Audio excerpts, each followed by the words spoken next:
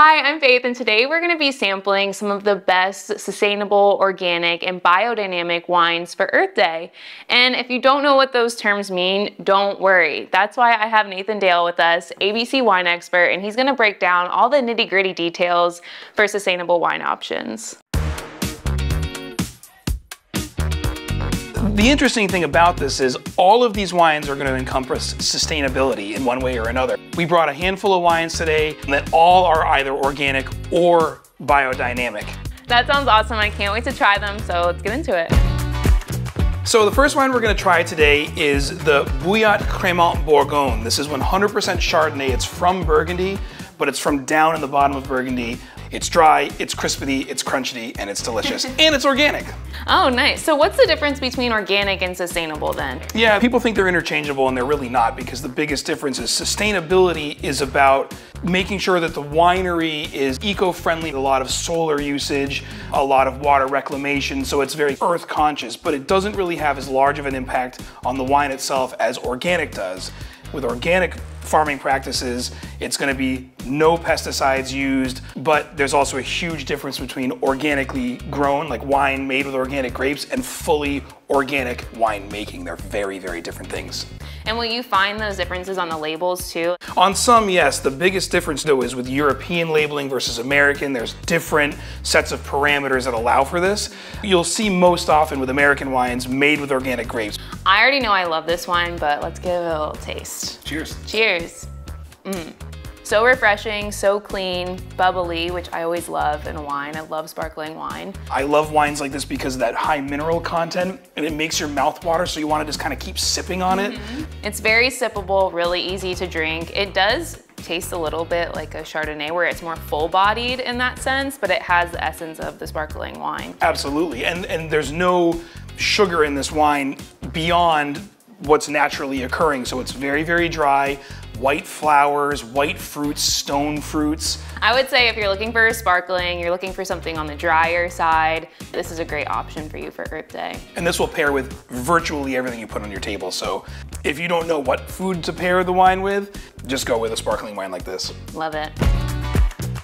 So this is the La Cappuccina Basaltic Sauvignon Blanc. Ooh.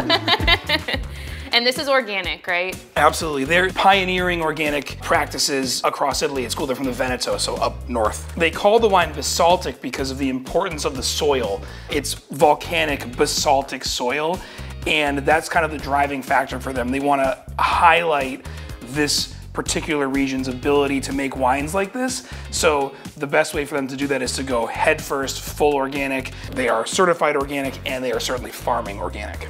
Oh, it smells great. What's neat about this, most people, when they think of Sauvignon Blanc, they generally immediately go to New Zealand, really bright, really grapefruity.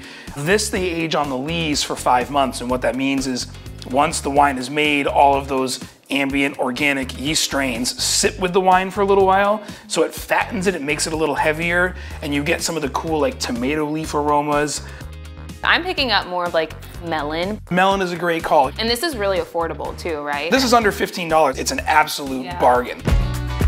So our next delicious offering is Pfluger's dry Riesling coming from the Pfalz in Germany. This wine is fully biodynamic. Can you explain biodynamic? Because that's such a popular, trendy word, but what does it really mean? Yeah, so biodynamic gets into like holism. So it's all about cycle of the moon farming practices and planting pest gardens, meaning having a garden with local indigenous pests to ward off other pests that may attack the vineyard. It's all about keeping the biome as local as possible. Would you say that most biodynamic wines have this same profile to them, or do they all change just depending on where the grapes are grown? It's really different depending on where they're grown and what kind of style of wine you're making.